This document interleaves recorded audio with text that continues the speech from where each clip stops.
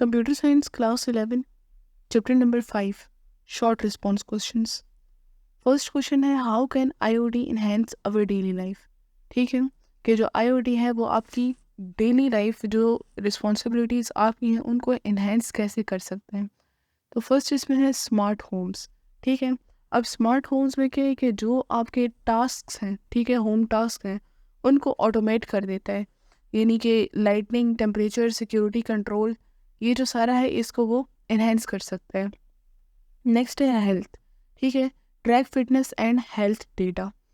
तो आईओटी इसमें ये कर सकता है कि जो पेशेंट की हेल्थ है उसकी रिमोट मॉनिटरिंग कर सकते हैं। ठीक है, smart cities optimise traffic and waste.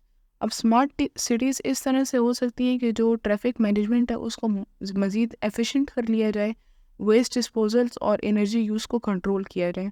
ठीक है, देन है पर्सनलाइजेशन, तो कस्टमाइज डिटेल एंड कंटेंट इसमें आ जाएगा। नेक्स्ट है energy efficient grids and appliances, इसमें वो आपकी हेल्प कर सकता है। नेक्स्ट है ट्रांसपोर्टेशन। अब ट्रांसपोर्टेशन में क्या है कि व्हीकल्स को ट्रैक कर सकता है और ड्राइविंग जो स्किल्स हैं उसको एफिशिएंट बना सकता है।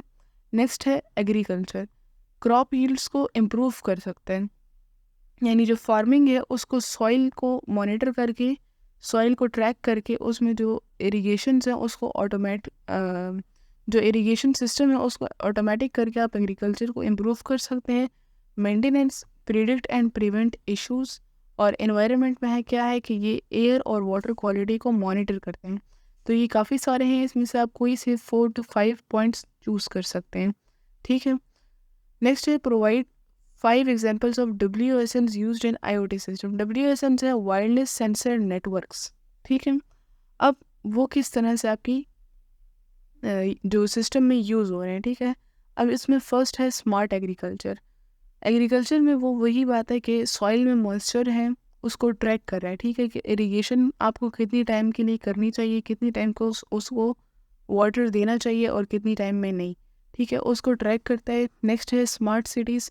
ठीक है, और फिर है हेल्थ केयर, कि हेल्थ केयर को भी जो पेशेंट्स हैं उनको ट्रैक करता है।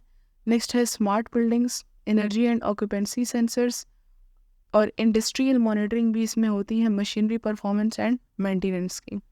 थर्ड क्वेश्चन जो है ये इंपॉर्टेंट है, इसमें है differentiate between public cloud models and private cloud models. ठीक है, अब जो आपके पास 2 क्लाउड मॉडल्स हैं, पब्लिक और प्राइवेट, इनमें डिफरेंशिएट करना है। आप कॉलम्स में भी कर सकते हैं और इस तरह हम हेडिंग लगा कर भी, तो दोनों में ही ठीक है।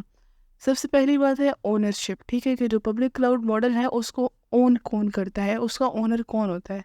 तो ये ज़्यादातर थर्ड पार्टी से मैनेज हो रही होती हैं, जो आपकी क्या है, गूगल है, ये क्लाउड है, जो भी है। ठीक है, और जो प्राइवेट क्लाउड मॉडल है ये खुद ही जो कोई भी ऑर्गेनाइजेशन है उसको मैनेज कर रही होती है। ठीक है, नेक्स्ट बात आ जाती है एक्सेस की। ठीक है, ओनरशिप जो है हमने डिस्कस कर ली है। नेक्स्ट है एक्सेस। इसमें जो एक्सेस है ये मल्टीपल ऑर्गेनाइजेशंस के पास होती है, जबकि प्राइवेट क्लाउड मॉडल में सिंगल ऑर्गेनाइजेशन के पास इसकी एक्सेस होती है, यानी ये मल्टीपल ऑर्गेनाइजेशन एक्सेस कर सकती है, ये सिर्फ कोई एक कर सकती है। नेक्स्ट जो है वो है कॉस्ट। ठीक है, pay as you go pricing model, ये जो है पब्लिक क्लाउड मॉडल में है, और जो प्राइवेट है उसमें ये है कि टिपिकली हायर अपफ्रंट कॉस्ट होते हैं। ठीक है, स्केलेबिलिटी इसकी हाई है due to large resource pools, और इसकी लिमिटेड है क्योंकि ऑर्गेनाइजेशन की रिसोर्सेज पर डिपेंड करता है। इसकी सिक्योरिटी ये है कि shared security responsibilities with the provider. ठीक है, और इसमें जो सिक्योरिटी है उसमें ग्रेट कंट्रोल होता है क्योंकि उसमें कोई रिस्क नहीं लिया जा सकता। इसमें मेंटेनेंस है कि provider handles maintenance and updates, ये उस पर डिपेंडेंट है, जबकि प्राइवेट क्लाउड मॉडल जो है ये ऑर्गेनाइजेशन या फिर जो प्रोवाइडर है उनका वो मेंटेन करते हैं। ठीक है, नेक्स्ट है व्हाट इज़ अ ब्लॉकचेन। ठीक है, तो ब्लॉकचेन की आप एक और डेफिनेशन भी लिख सकते हैं कि जिस तरह हो सकता है कि a blockchain is a decentralised and distributed ledger. ठीक है, या फिर आप इस तरह से हेडिंग लगा कर भी लिख सकते हैं कि व्हाट इज़ अ ब्लॉकचेन, ये क्या है, एक डिजिटल लेजर है। ठीक है, ये ट्रांजेक्शन्स को रिकॉर्ड करता है।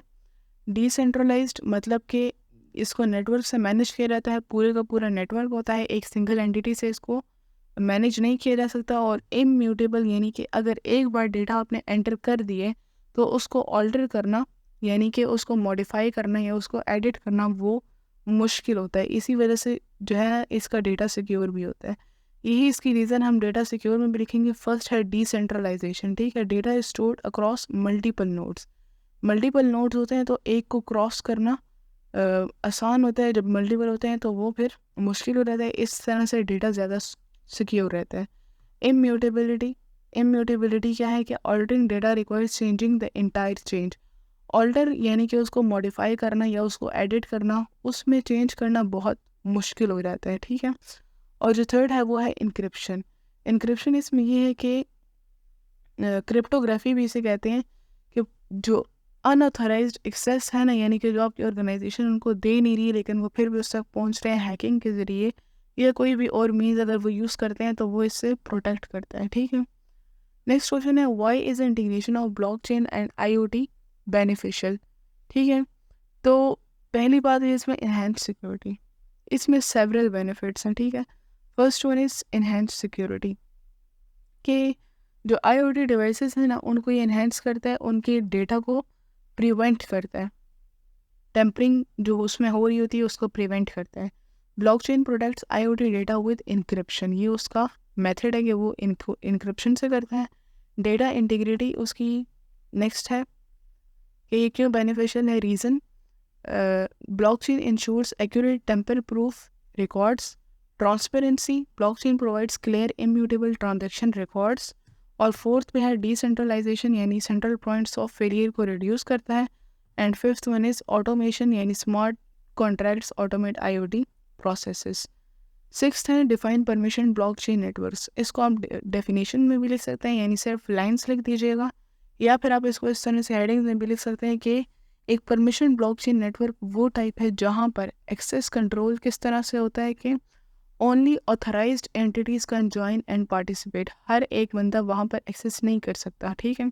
जिनको उन लोगों ने ऑथराइज किया होता है, उससे जिनके पास अथॉरिटी होती है वही उसको एक्सेस कर सकते हैं। नेक्स्ट है central authority, govern by central authority और कंसोर्टियम।